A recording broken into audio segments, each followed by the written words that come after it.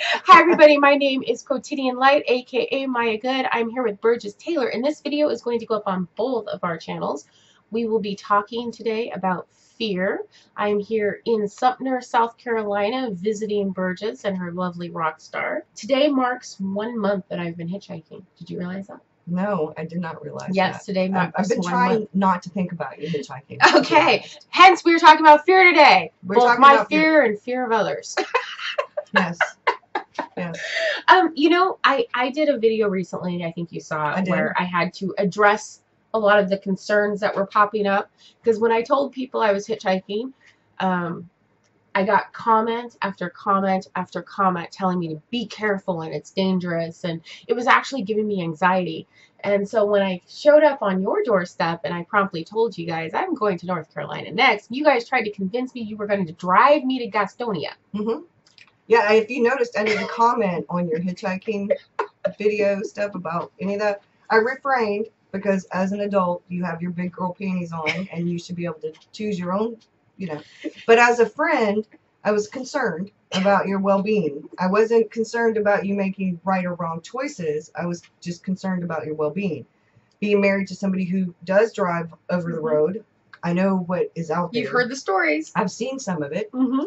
And it's not always the safest place to be. Mm-hmm. It's not always safe whether you're in or out of the vehicle. So walking is people on the side of the road with, just a lot of different issues.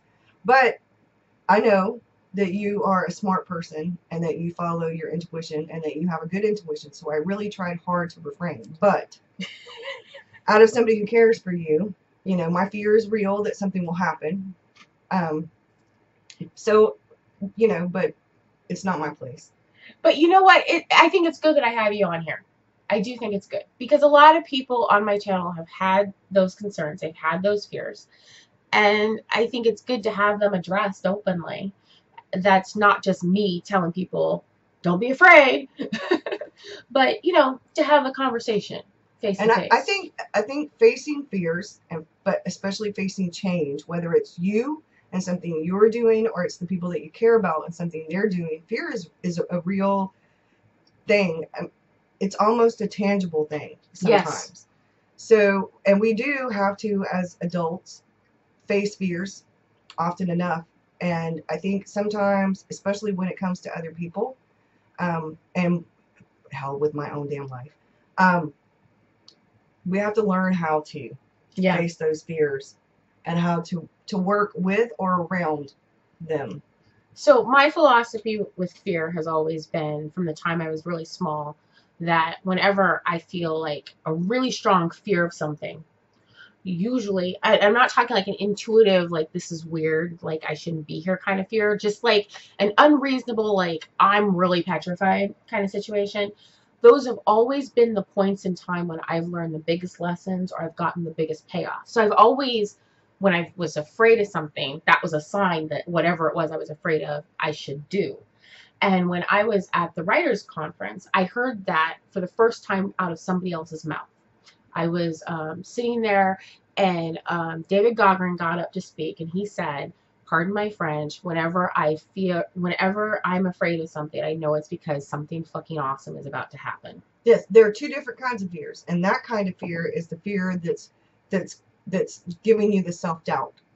That's the fear that's giving you the, I couldn't pull this off. Yeah. I can't, there's no way I could do that. I'm not talented enough. I'm not good enough. Yeah. That's the fear that makes you feel like you can't change, or you don't want to change, or it's not time to change yet. That intuitive fear that you were talking about is a completely different kind of fear. Yeah, that is a something bad is going to happen, get on a different street fear. Yeah. Don't get in that car fear. Exactly. I think that it's good that we're talking about this because your channel is really based on creativity. And for people that are watching this on my channel, if you are really into being a creative person, whether that's painting, journaling, or whatever, definitely make sure you follow Burgess Taylor. I will have her information in the down bar. But I think it's good because this is something that you deal with art. I deal with it with writing. This fear. And one of the things I found in hitchhiking is that I had a lot of fear. I didn't necessarily talk about it because I knew that people were going to be afraid. If I came out with my own fears, then it was just going to feed the demon. And then all I was ever going to hear was, stop hitchhiking. You're going to die. I noticed in the video where you addressed it that you had your own sort of stereotype of a hitchhiker, that from growing up, you had your own idea of what hitchhiking meant, that it was a bad thing, that it was, and then you had to sort of change your mindset, learn more about it, change your mindset about, because there are a lot of people, it's been that way for a long time on and off, but it was really big in the 70s. People who were traveling and they're not, and I told her, and I said this in the live, I call it a walkabout. Because a walkabout doesn't have the negative connotation that hitchhiking does. What she is essentially doing is a walkabout. Now, in order to do that, she's hitchhiking, but it is a walkabout. She's experiencing life on a whole different level. She's challenging herself. She's doing things that she, 2 years ago, a year ago, you would not have thought about 6 months doing? ago, I wouldn't have done it. Someone recently mentioned that just a few weeks ago, like maybe a month and a half ago, I wrote a video about being stuck in my house because I was too afraid to go to an event because of my hearing issues and not being able to hear people and feeling self-conscious and just having that, like, constantly stopping myself. I remember that. Yeah, that was not that long ago. You know, the fears I had hitchhiking in the beginning, a lot of them came from the stereotypes, but also they came from the fact that I love true crime TV and true crime novels. And so the thoughts of ending up in a ditch with my head cut off, you know, and, you know, being part of crime TV was definitely in the forefront. Like, you know, it's like, hello, and today we're going to look at the case of Maya Good. You know, like that was in the forefront of my eyes. So that first time. I see you, a killer on America's Most Wanted. Exactly. That first time I got on the street, and I put my thumb out, you know, that was very different than when I had gone on Craigslist and found my ride with the RV couple. They were like hitchhiking with training wheels.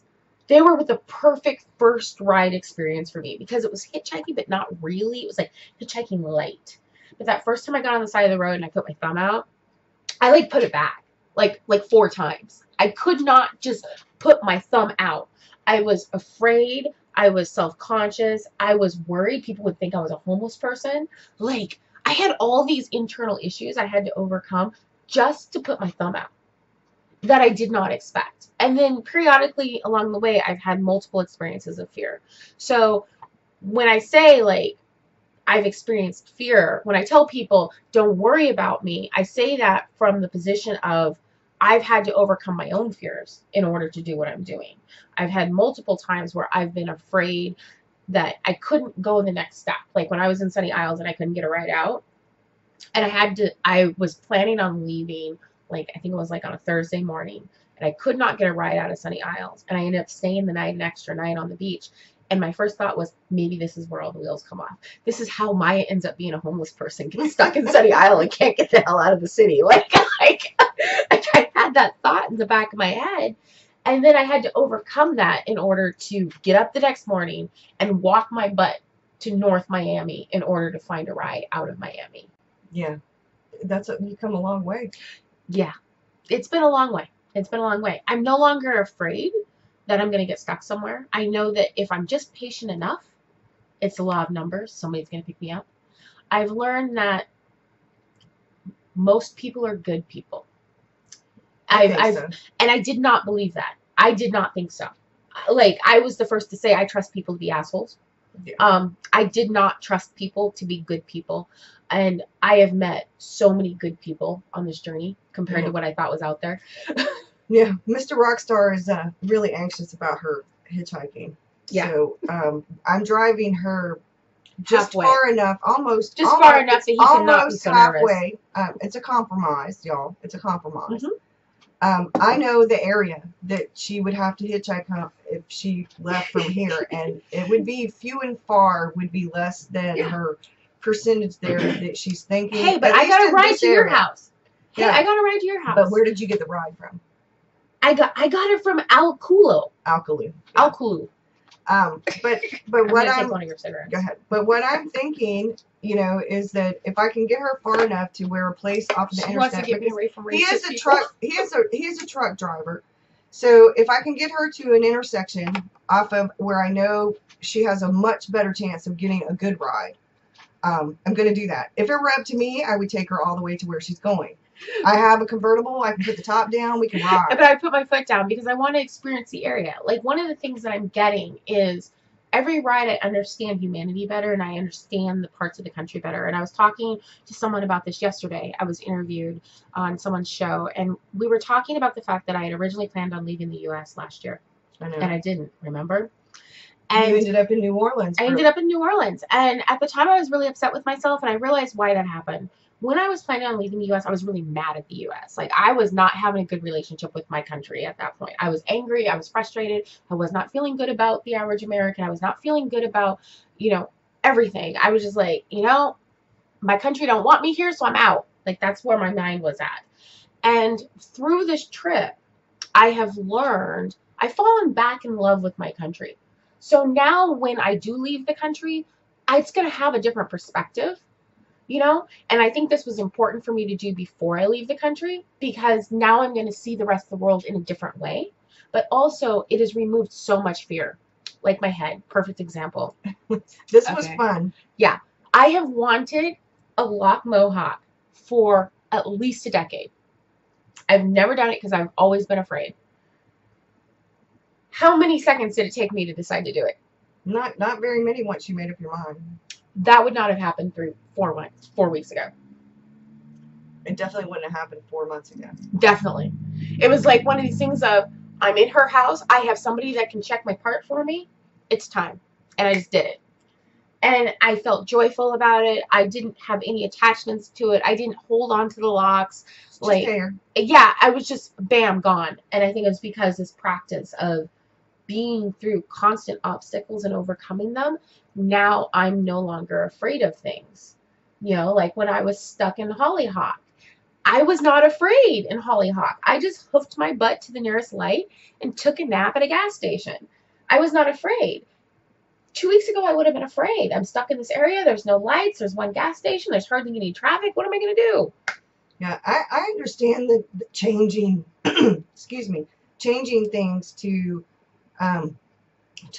one, broaden your horizons, to two, get to a point where you're looking fear in the face and you're going, ha, ha, ha, watch me. Yeah. I have been through a lot of changes creatively. A long time away from writing fiction, a long time away from creating art.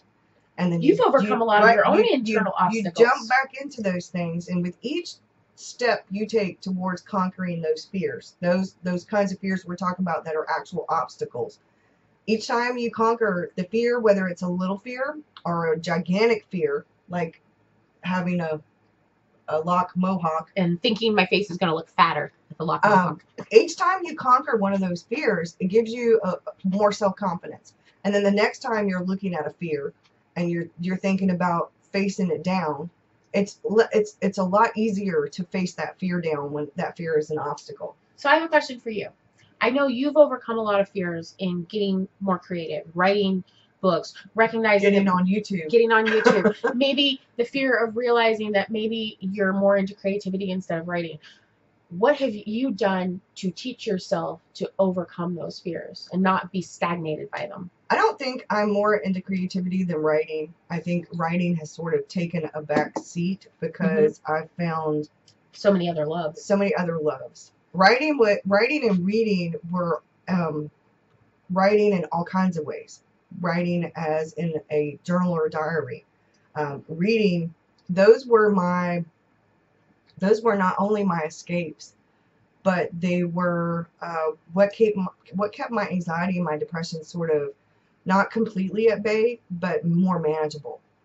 And the more I got into creativity in general, ways to expand my writing, ways to expand my creativity, getting back into art, getting back into wanting to write in different ways, not just fiction, or not just short stories, or not just any kind of whatever. I'm realizing that maybe for now my writing is taking a different route.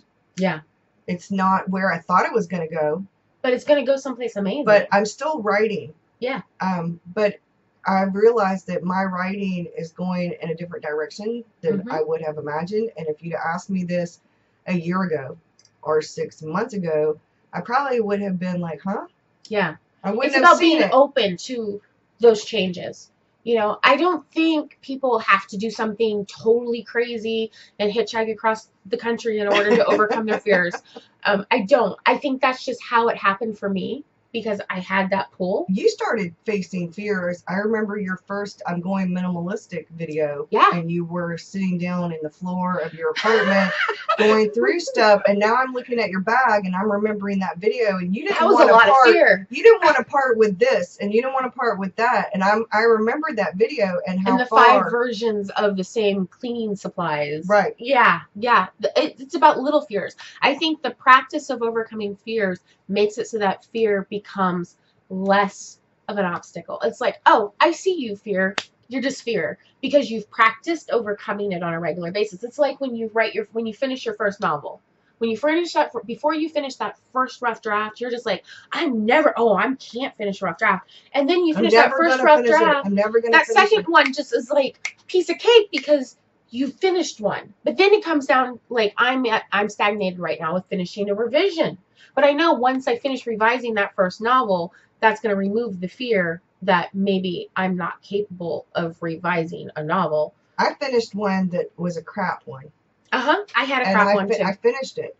And even though it was a crap novel and it will never see the light of day anywhere, once I finished it, I was like, okay, I can do this. Yeah. I can do this.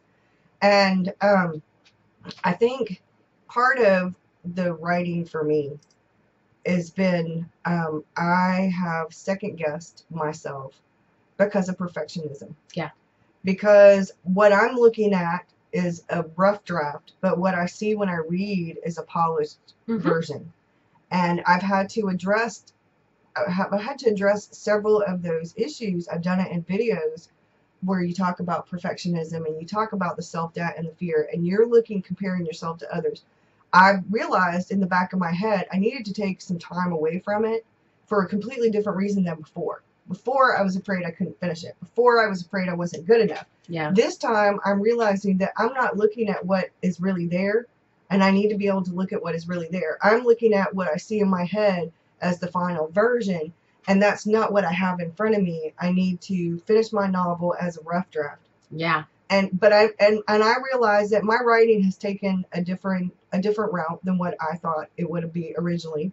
I've realized that I don't have to lock myself into any, because you get on YouTube, you get on blogs, you get on writing workshops and all kinds of things that are free online, and everybody's talking about, the first thing they ask you is, what genre are you writing? And Maya and I were talking about that, and I don't fit into one because I'm steady looking at my novel going, well, if I click off these boxes, I've got a lot of boxes. So it doesn't fit into, and I'm sitting there as a writer and I'm trying to fit it into a box, and I don't have to. Now, when it comes to certain things, you have to. Like certain things you have to follow the rules, and other times you don't have to follow the rules. And as a new writer, because it's been a long time since I wrote, it gets a bit confusing, and then you get afraid. Yeah. I think one of the things that's really good, you mentioned when I started my minimalism, and I would say it goes back even farther. I think the easiest way to learn to overcome fears is to find a small fear. Something that's really small, that if you fail, it doesn't have a huge, like, your life is over kind of situation. But take a small fear and overcome it. Whether that is, I'm too afraid to bake a cake because it's going to be horrible. Well, go ahead, get a recipe, bake that cake. It might be horrible. So what? It's just a horrible cake. And then try it again and overcome it. And just that practice of finding little fears and overcoming them. And then gradually you'll pick up bigger fears and overcome them. And then bigger fears and overcome them. And through the practice of overcoming those fears, fear begins to have less power over your life. And then you can do those amazing, powerful things, whether that is learning how to play a guitar at 50 years old or whatever it is, because you've practiced with these small, insignificant, unreasonable fears that really shouldn't be holding you back from anything. Yes. I agree wholeheartedly. I just had a flash of a bunch of different things that I have done that were either DIY home projects or art projects or writing projects. Getting up on YouTube was one of those projects. A lot of different little things. in my life that have led up to being much more open. What was and your facing biggest fears. fear when you started YouTube? I'm a behind the camera kind of person. I don't like photos of myself. Um, I have what I think of as it's a small chin, so no matter what, unless I hold my head a certain way, I look like I have a double chin, even though I don't, because I don't have a dominant chin. Yeah. And so I was afraid that I would make a fool of myself. I was afraid that I would look horrible on camera because the camera, the light, you have to have good lighting. You have to have this. I have anxiety, so I stutter and I hem, haw, pause, and I get distracted, so I ramble because of ADHD. So in the beginning, I didn't edit my videos. I did like 4 or 5 or 6 takes because talking about it got to where I could talk about it without being so nervous. Mm-hmm. And So your biggest fear was that you'd make a fool of yourself. Right. So what would have happened if you would have made a fool of yourself? Then there wouldn't have been any point in doing the videos Why? because the very people I wanted to watch the videos probably would never have gotten to see the videos because it'd be on. So your biggest fear was that you would go on YouTube, make videos, and no one would watch you. No one would watch me, or the people that I really wanted to watch would not get a chance to watch because I'd be so afraid of all those assholes out there that are not nice. So you were also afraid of trolls. You were afraid people were going to be on there and be like, get off YouTube, your lighting's horrible, you're ugly, you have a double chin, like that kind of thing. What have been the positives you've gotten from YouTube? Well, I think the trolls are still assholes. Well, yeah, they are. But I've realized that it's not about me, it's about them when they're doing that. I've also realized that if I want to reach across reach across to an audience of people that are more in that 20-year span of older than me, younger than me that I've given, or even younger or older or whatever, that I have to do it. If I don't do it, I'm not going to reach them. Yeah, but you've also got tangible benefits from being on YouTube. You've made friends on YouTube. I've made friends on YouTube. We never would have met without YouTube. Nope. I've made really good friends on YouTube. My writing has improved.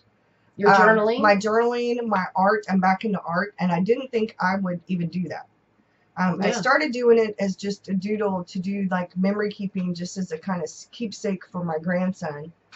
But as I've grown as a person, with my channel because I've faced fears I wouldn't have faced. Yeah. Because at first, over that first few months, after NaNoWriMo was over, I wasn't going to do any more videos. Wow. I started in October preparing for NaNoWriMo. You were just going to do NaNoWriMo videos. The only time I was actually going to do videos was for NaNoWriMo. That was a lot less pressure. Yeah.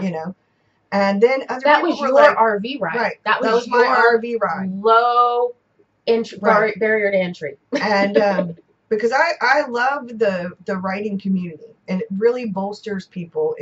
People step out of their comfort zones to help other people. Yeah, it's really strong. Hey, it's a very, very strong, good community for the most part. I think you have negatives in every single thing, but for the most part, I found a lot of positivity.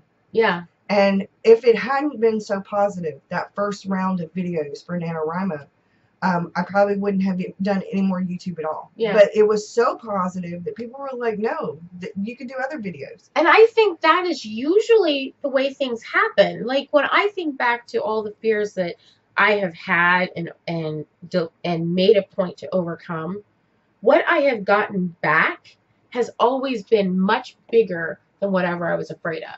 So my fear for hitchhiking, I think my biggest fear for hitchhiking, like a legitimate fear that wasn't just me being paranoid, was that I would get stuck somewhere and no one would pick me up.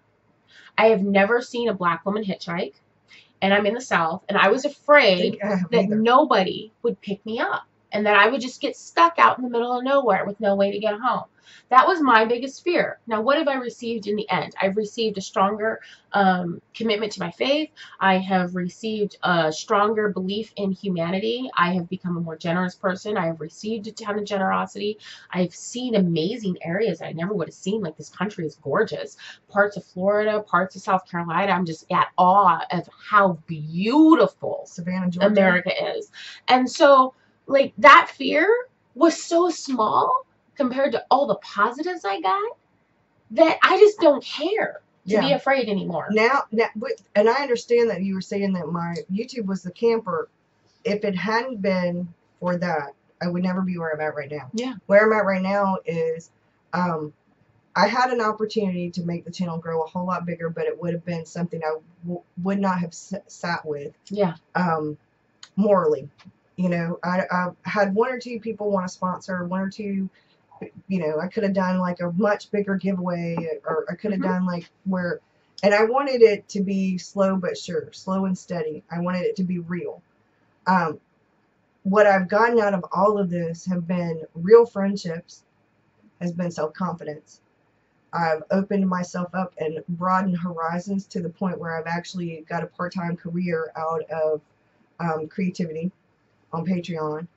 And I have a journaling Facebook group now, which I would not have had before. I have a much smaller private Facebook group for women and creativity and yourself as a project. And we will put links to this all in the down bar. But what happened is that from one little thing to another little thing to a bigger little thing to an even bigger little thing, all these different things grew. And I said, oh, wow, I never planned on being on YouTube permanently. I never planned on being on YouTube for anything other than NaNoWriMo. I didn't plan on having like all the journal stuff. Yeah. I had a writing corner when I very first started YouTube. I was in the corner of a room. I remember. And that corner, the red desk and the red bookcase have been all over the house. Yep. And now I'm in a much more conducive to me spot. It's a lovely creative space. Like you come into her creative space and you get creative. That's what happened to me. She gave me a lovely traveler's notebook, and I wanted to make it slightly thinner. I wanted to make it regular size, and it was like extended wide size or whatever. And I started doing it. Before I know it, I'm like making things. I've got washi tape. Like, you have created a creative space that literally you cannot be in for more than 5 minutes without wanting to make something. She's got some washi tape to go, y'all. Yeah, and that's not me. It's all her fault. One of the things she fixed my fountain pen, but evidently me and that fountain pen are just not getting along. Yeah, she can use it, but I can use it fine. Every time she picks it up, it stops running. I'm taking it apart, and I'm going to use it for parts, and I'm going to make my own 2 fountain pens out of the one. Exactly. Now that I know how to do that. Now that you know how to do that, one of the things I wanted to make a point of. I was afraid to take them apart because I don't know enough about them. And then you're like, well, yeah, you have to be careful doing this, but you can take it apart. And I'm like, oh, okay, cool. It's another one of those fears. Right. It's another one of those fears. One of the things that I want to make a point of is, just because I've been doing all this stuff that seems like huge, I still have fears. Just because you overcome fears. She was afraid to cut the traveler's notebook. Yeah, I was afraid to cut the traveler's notebook. And I'm like, it's just a piece of leather. Yeah, I was afraid I was going to ruin it because it was so beautiful. I have a fear of when I join the monastery that I won't be able to sit, that I won't be able to do full day sits. I know that sounds crazy, but I have a fear that the first time I have to sit for 4 hours in the morning, 4 hours in the afternoon, that I'm not going to be able to do it and that the monks are going to laugh at me and kick me out. Like, of all the unreasonable fears, right? Let me ask the question. How long do you sit when you're doing your work on a computer? Yeah, but that's on a chair. Yeah. Yeah. My fear is But you've been on the road, so you've had to sit on the concrete, you've had to sit on the grass, so. And I'm getting in better shape from being on the road. I'm walking a lot more. But it's one of these things where just because you were practicing overcoming fears doesn't mean fear goes away. No. It just means that fear means something different to you. Yeah, I still have fears. Yeah. I have fears, and the anxiety kind of perpetuates. It's a constant battle working on those, because anytime you have anxiety and then you get uncomfortable or self-conscious or an actual fear about something, the anxiety just boosts that fear. Yeah. So you have to work really hard to get past working through your fear, to face that fear in the face, to literally go, okay, I see you, and you know what, I don't care, or I'm going to beat you, or I'm going to do it anyway. And it makes it harder. Yeah. It does. And I applaud you, because I have seen the transformations. I don't think I could sit back and look at one of my old videos. From the doing the mohawk to hitchhiking to, going to New Orleans, I watched a lot of those videos. I watch pretty much every single video. I don't watch all of the Literary Roadhouse videos, but I do watch some of them. Depends on the book. Yeah. Because you talk about a lot of books, so I write them on my wish list. But I've seen a huge transformation, especially over the last 6 months. Yeah. Especially over the last 6 months. It's weird because since I'm in it, I can't see it. Yeah, but I can see it. But I've heard from other people that they can see it. For a while there, when you were doing, I remember when you were very first doing those long ass outlining videos, you were glowing when you were doing those videos. I could see the frustration sometimes. I could see the excitement sometimes in your face. And then for a while there, some of your videos, you could tell you were tired, or maybe you were contemplating something and there was something on your mind. But since you've started your journey with this, now some of them, you know, on and off, but when I saw you like with the camper, when you were on the camper going from Texas to Florida, and some of the other videos that you've shot, I've seen you're glowing. Yeah. You are glowing now. You are glowing. And for a while there, it was kind of like you were stagnant. I really felt stagnant too. I felt confused and trapped, and like I didn't know why I wasn't going, you know, and I had stuff that I had to figure out, you know, quite frankly. I definitely felt trapped. I think it's interesting that you could see that in my videos, because I don't look back at my videos. I don't. Ain't that crazy? I wish that YouTube had a different way to do. I mean, if I wanted to do the comments, I could actually go through the Creator Studio and the Video Manager and that kind of thing. But a lot of times when they come up, when I click on when somebody comments, it actually brings my video up. Yeah, I can't watch myself on YouTube. One of the things that, you know, I do so I can get better. Facing fears, because, you know. Yeah, I never did acting. I never did theater. I never did any of that. And you get better just through practice. Yeah, you are a natural at it. I'm working at it. I have to work. I think you're doing wonderful. I'm working on it. You know, going forward, you know, I've got another 2 or 3 weeks before I need to be back in New Orleans. And I love New Orleans, but I'm realizing, like, for a while I was like, you know, if I put down roots somewhere, it'll probably be New Orleans. I'm realizing that's not the case. If I put down roots somewhere, it'll probably be Port Beau, actually. I love Port Beau, Louisiana, a lot. I really, really love it. And it's close enough to New Orleans that once I am a Zen teacher, I can teach there. And I've realized that that's something that's really important to me. There aren't very many Black Buddhist teachers in the U.S. or worldwide even, and I know that there are, for multiple reasons, there are barriers to entry, and in New Orleans particularly, I think the teaching of meditation could be really helpful to the community. And so I would like to, you know, once I become a Zen teacher, to go back to New Orleans and teach there. But, you know, going forward, I'm like, what am I going to do now? Because I really don't want to settle in New Orleans now. And I'm going to go back for a writer's residency and stay there to work on my novel, and then I'm going to go to upstate New York. But, you know, from there, where do I go next? You know, now the world is open, because now I don't have all these external, like, roadblocks in the way. It's like anything is open to me now. But you're still wanting to go to, like, South America? Yeah, yeah. I probably will leave during winter, I'm thinking. I'm going to be in upstate New York for a couple months. You don't want to be up north during winter. No. Not coming from California and from New Orleans. But that's another fear. Maybe I do. Maybe I do. That's another fear. Yeah, I love the snow. I'll tell you something right now. Snow I'm going boots to freeze my butt off. And yeah, you're going to have to, that pack is going to weigh. Because I'm telling you, I've been up north with David in the truck, and I'm from here. I was in New York during winter. I know what you're talking about. But, you know, like we said, I don't have a fear of it. I'll adjust. I'll adapt. I will change in whatever way I need to in order to make it happen. One of the things that I find interesting now is, as I'm losing fear, I'm having to deal with other people's fears. Just saying. Winter coats and boots are expensive. No, it's not just about that. It's about fear. It's about the hitchhiking. Yes. Like, other people have their fears for me. Yes, well, we care about you, and I don't think it's just about that, though. I think this is really interesting. I actually think this is fascinating. applaud you for doing it.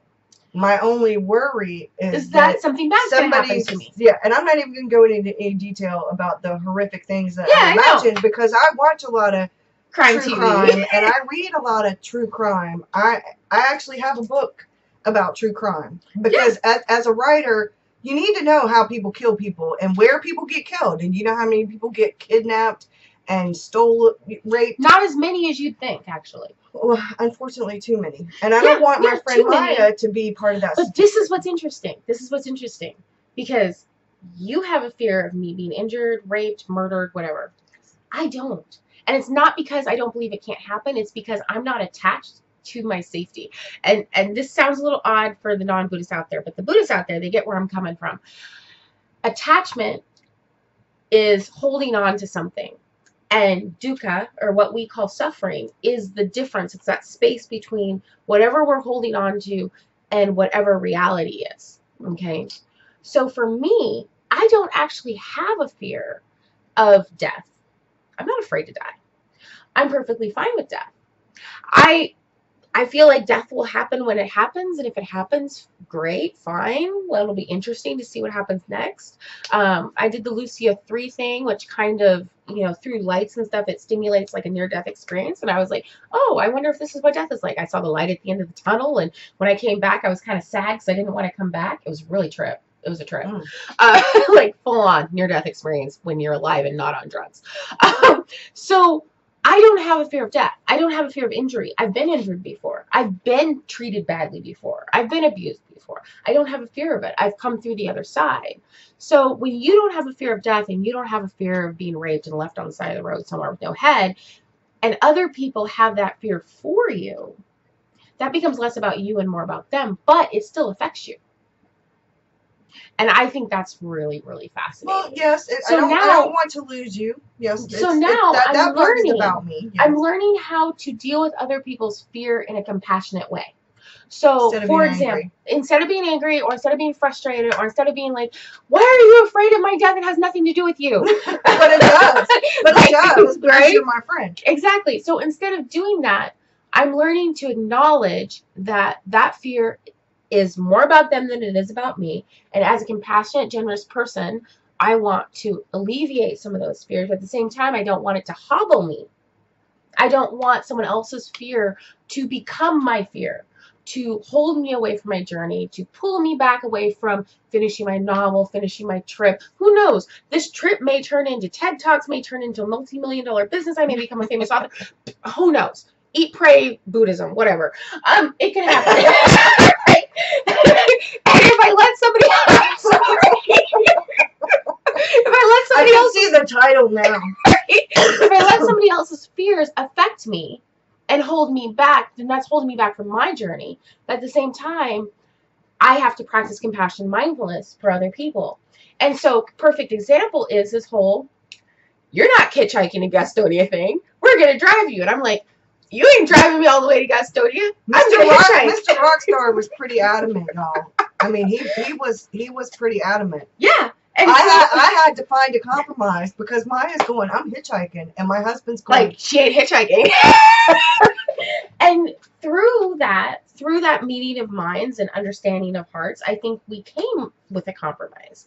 And so facing your fears and suddenly being confronted with other people's fears isn't a reason to dig your heels in and be mean to people or ignore people or get frustrated with people. I mean, you're going to get frustrated, but just work through it. Which is why I asked you if you would be comfortable with me taking you to a better spot to get a ride from that was, not quite halfway, but close enough where that you could experience. Yeah, I want to experience hitchhiking. But I know there's not a very close intersection or truck stop. No, there isn't. It's desolate. So you have to drive about 45 minutes. We live out in the country, y'all.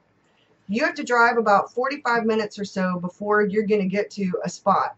And I knew that 45 minutes in the direction we were headed would have put her in a spot that was like, Yeah. And so I said, how about we just go about an hour? Because it's a 4-hour drive from where we live to where she's going. I said, how about we go an hour and a half to almost. Puts me in a better spot so you feel more comfortable. It's actually probably about an hour and 45 minutes from here, which isn't the whole way. It might be 130, 140 minutes. Yeah. But it puts her where she could actually probably get a ride. Yeah. Whereas the last ride I had drops me off in Hollyhock, and it was an intersection where literally there's nothing. There's no street lights or anything. And on one side of the freeway is a gas station that closes, I think, at like 9 o'clock. And I can't do that to you. It closes at like 9 o'clock. So I got dropped off there. And I can't do that. And there was nothing. And then when the gas station opened up in the morning and everything, there was such a low traffic area. I think it took me the longest to find a ride there, but I still found one. But I was on the side of the road for probably a good 5 hours with my thumb out waiting for a ride. And until a wonderful trucker went ahead and picked me up. But it really is the law of averages. It really is a numbers game. You know, the more people I can put my thumb in front of, the faster I will get a ride. In a better area. And but even in a bad area. I'm not talking about a bad area, a better area to be picked up. Yeah. Not as more a good cars. or a bad area. The thing is, if it takes you 200 if people, you're at a gas station 1% of people pick up if you're at a gas station that closes at 9 o'clock at night and has traffic. no traffic, that's a bad area to get picked up in because the likelihood there's no cars. Right. It really is. Like, I found for myself, I'm getting, I don't know. I haven't counted the cars. I need to because I'm curious. I'm guessing a 2% average. It takes me about 50 cars to get a ride. So if you're in an area where 50 cars pass you really, really quickly, you'll get a ride really, really fast. There's some areas where I get a ride in a half hour. If you're in an area where it takes you 5 hours to see 50 cars, it's going to take 5 hours to get a ride. I have a question for you while we're on this, since you're sitting to the side of the road and you're traveling. You write for a living. Mm-hmm. You do other things freelance. It's how you make your money. Mm-hmm. But you also are writing for personal. Mm-hmm. And you do the Literary Roadhouse, and you have your hand in a couple of coffee cups, tea cups. Yeah. How are you managing to get your things done while being on the road? That is the biggest challenge for me. I haven't been managing well. For work, I've been doing work whenever I am near really good Wi-Fi. So like your house, I've gotten a lot of work done.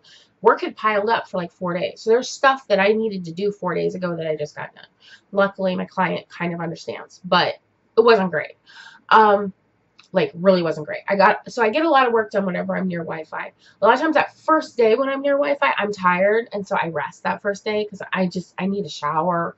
And like we were talking in the living room. I'm like, wait a minute, I need a shower, right? My writing, I have not been writing on this trip. Someone else asked me, are you documenting everything? I have not, because I have been digesting so much that I can't form the words to write yet. I'm going to sit down and write a blog post tonight. It's going to be the first blog post I've written since forever, but also the first time I've written like long form since I started the trip. And it's because I'm overloaded emotionally with so many experiences.